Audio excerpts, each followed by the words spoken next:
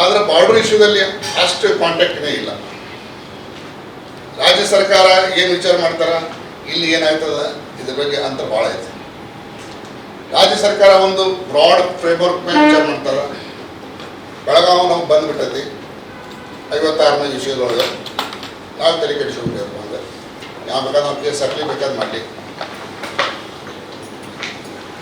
Belagavi corporation resolution ಮಾಡ್ತೀವಿ ಅಂತಂದ್ರೆ ಅದಕ್ಕೊಂದು ಏನೋ ಅವರು ಲೀಗಲ್ ಇಂಪ್ಲಿಮೆಂಟ್ ಪಾಯಿಂಟ್ ಔಟ್ ಮಾಡ್ತಾರೆ, ಸಬ್ ಜುಡಿಷ್ ಅಂತೇಳಿ ಈ ಟೈಪ್ ಹೋಗ್ತಾವೆ, ಫಾರ್ಮಲ್ ಆಗಿ ಹೋಗ್ತಾರೆ ಗೌರ್ಮೆಂಟ್. ಬಟ್ ಇವತ್ತೊಂದು ವಾಸ್ತವಿಕ ಸ್ಥಿತಿ ನೋಡಿ, if you have to understand the aspirations of the people, ಇದು ಬಾರ್ಡರ್ ಡಿಸ್ಪ್ಯೂಟ್ ಆಯ್ತು, ವಾಟರ್ ಡಿಸ್ಪ್ಯೂಟ್ ಆಯ್ತು, ಅಷ್ಟು ಈಸಿ ಹ್ಯಾಂಡಲ್ ಮಾಡೋ ಸಾಲಲ್ಲ. ನಾವು ತಿಳ್ಕೋಬೇಕು ಏನು ಇಲ್ಲಿ ಪರಿಸ್ಥಿತಿ ಐತಿ.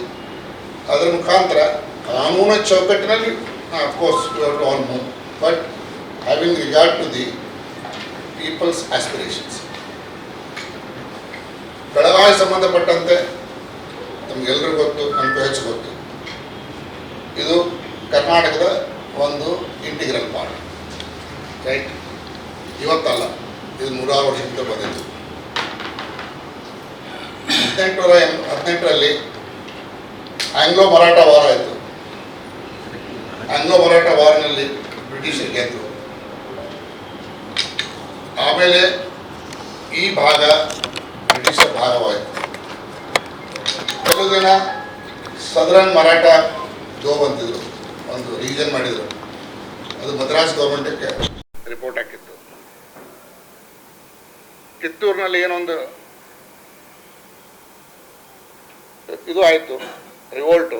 ಅದಾದಮೇಲೆ ಮದ್ರಾಸ್ ಸರ್ಕಾರಕ್ಕೆ ಬೇಡ, ಇದು ಮುಂಬೈ ಸರ್ಕಾರಕ್ಕೆ ರಿಪೋರ್ಟ್ ಮಾಡ್ಬೇಕಂತೇಳಿ ಮುಂಬೈ ಸರ್ಕಾರಕ್ಕೆ ಈ ಒಂದು ಭಾಗದ ಜವಾಬ್ದಾರಿ ಕೊಟ್ಟರು.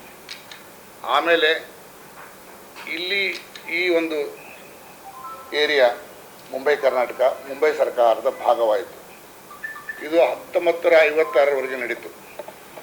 ಮುಂಬೈ ಸರ್ಕಾರ ಅಥವಾ ಮುಂಬೈ ರಾಜ್ಯ ಅದು ಮಹಾರಾಷ್ಟ್ರದಂತ ಅಲ್ಲ, ಎಲ್ಲರದ್ದು ಇತ್ತು. ಅದರಲ್ಲಿ 1/4 ಕನ್ನಡ ಇತ್ತು, 1/4 ಮರಾಠಿ ಇತ್ತು, 1/4 ಗುಜರಾತಿ ಇತ್ತು, 1/4 ಸಿಂಧ್ ಆಲ್ಸೋ ಇತ್ತು. ಸಿಂಧ್ ಅಂದರೆ ಪಾಕಿಸ್ತಾನದಾಗ ಇತ್ತು, ಅದು ನಮ್ಮ ಮುಂಬೈ ರಾಜ್ಯದಾಗ ಇತ್ತು. ಆಮೇಲೆ ಈಜಿಪ್ಟ್ನಲ್ಲಿ ಎಡನ್ ಅಂತಾರೆ. Aden was also part of the Bombay government. ಅಂದರೆ ನಮ್ಮ ರಾಜ್ಯ ಏನಿತ್ತು ಈಗ ಮುಂಬೈ ರಾಜ್ಯ, ತುಂಗಭದ್ರಾ ನದಿ ಹಿಡ್ಕೊಂಡು ಎಡನ್ವರೆಗೆ ಒಂದು ವ್ಯಾಪ್ತಿ ಇತ್ತು, ಒಂದು ದೊಡ್ಡ ರಾಜ್ಯ. ಸೊ ಅದು ಮಹಾರಾಷ್ಟ್ರಕ್ಕೂ ಸಂಬಂಧ ಇಲ್ಲ, ಕರ್ನಾಟಕ ಅಲ್ಲ, ಗುಜರಾತು ಅಲ್ಲ, ಸಿಂಧೂ ಅಲ್ಲ, ಎಲ್ಲರದ್ದು ಒಂದೊಂದು ಕಾಂಪೋಸಿಟ್ ಸ್ಟೇಟ್ ಅಂತ ಇದೆ. ಮುಂದೆ 1920ರಲ್ಲಿ ಭಾಷಾವಾರ ಪ್ರಾಂತ ಮಾಡಬೇಕು ಅನ್ನೋದು ಒಂದು ಚಳವಳಿ ನಡೀತು. ಕರ್ನಾಟಕದಲ್ಲಿ ಅಷ್ಟೇ ಅಲ್ಲ, ಒರಿಸ್ಸಾದಲ್ಲಿ ಆಯಿತು, ಸಿಂಧದಾಗ ಆಯಿತು, ಬೇರೆ ಬೇರೆ ಕಡೆ ಆಯ್ತು, ಎಲ್ಲ ಕಡೆ. ಸೈಮನ್ ಕಮಿಷನ್ ಇದ್ರ ಬಗ್ಗೆ ಭಾಳ ಸ್ಟಡಿ ಮಾಡಿದರು, ಜನ ಓದಿರ್ತೀರಿ. ಕರ್ನಾಟಕದವ್ರು ಹೋಗಿ ಬೇಡಿಕೆ ಇಟ್ಟರು, ಕರ್ನಾಟಕ ಮಾಡಬೇಕು ನೀವು. ಅವಾಗೊಂದು ಪ್ರಾಬ್ಲಮ್ ಇತ್ತು, ಏನಪ್ಪ ಅಂದ್ರೆ ಕರ್ನಾಟಕ ಏರಿಯಾ ಏನಿತ್ತಲ್ಲ, ಇದು ಬ್ರಿಟಿಷರು ಡೈರೆಕ್ಟ್ ಅವಧಿ ಒಳಗೆ ಪೂರ್ತಿ ಇರಲಿಲ್ಲ. ಅರ್ಧ ಕರ್ನಾಟಕ ಅಂದರೆ ಮುಂಬೈ ಕರ್ನಾಟಕ, ಬಳ್ಳಾರಿ, ಮಂಗಳೂರು, ಕೂರ್ಗ್ ಅಷ್ಟೇ ಬ್ರಿಟಿಷ್ ಡೈರೆಕ್ಟ್ ಕಂಟ್ರೋಲ್ ಇತ್ತು. ಉಳುಕಿದ ಭಾಗ ಏನಿತ್ತು, ಒಂದು ಭಾಗ ಹೈದರಾಬಾದ್ ನೈಜಾಮರ ಕಡೆ ಕಂಟ್ರೋಲ್ ಇತ್ತು, ಇನ್ನೊಂದು ಮೈಸೂರು ಮಹಾರಾಜರ ಕಂಟ್ರೋಲ್ ಇತ್ತು. ಅವರಂದ್ರೆ ನಾವು ನಮ್ಮದೇನು ಟೆರಿಟರಿ ಐತಿ ಅಷ್ಟು ಬೇಕಾದ್ರೆ ನಾವು ಮಾಡುವ ಒಂದು ಸಣ್ಣ ರಾಜ್ಯ. ಮೈಸೂರು ಏನೈತೆ ಅದು ಮಹಾರಾಜರದು, ಇದು ನವಾಬರದು. ಅವ್ರ ಮೇಲೆ ನಮ್ಮ ಕಂಟ್ರೋಲ್ ಐತಿ, ಬಟ್ ಅದನ್ನು ಸೇರ್ಸಕ್ಕೆ ಬರೋಂಗಿಲ್ಲ. ಹೀಗಾಗಿ ಈ ಕಾರಣಕ್ಕಾಗಿ 1936ರಲ್ಲಿ ಆಗಬೇಕಾಗಿದ್ದು ಕರ್ನಾಟಕ ಆಗಲಿಲ್ಲ. ಆದರೆ 2 ರಾಜ್ಯ ಅದು, ಸಿಂಧ್ ಪ್ರಾಂತ ಆಯಿತು, ಒಡಿಶಾ ಪ್ರಾಂತ ಆಯಿತು. ಅಲ್ಲಿ ಯಾವ ಈ ಪ್ರಾಬ್ಲಮ್ ಇರಲಿಲ್ಲ. ಇದ್ರೂ ಸಹಿತ ಅದನ್ನು they are not major problem ಅಲ್ಲಿ ಮಾಡಿದರು. ಮುಂದೆ ಇಂಡಿಪೆಂಡೆನ್ಸ್ ಬಂತು. ಈ ಭಾಷಾವಾರ ರಾಜ್ಯ ಆಗಬೇಕು, ಒಂದು ಭಾಷೆ ಜನರನ್ನ ಒಂದು ಕಡೆ ಕೂಡಿಸ್ಬೇಕು ಅನ್ನೋ ಡಿಮಾಂಡ್ ಸ್ಟಾರ್ಟ್ ಆಯಿತು. ಅದಕ್ಕೆ ಕಮಿಷನ್ ಅಪಾಯಿಂಟ್ ಮಾಡಿದರು, ಫಜಲಹಳ್ಳಿ ಕಮಿಷನ್. ಇವನ್ನೆಲ್ಲ ಯಾವ್ಯಾವ ಸ್ಟಡಿ ಮಾಡ್ಬೇಕಂತೇಳಿ.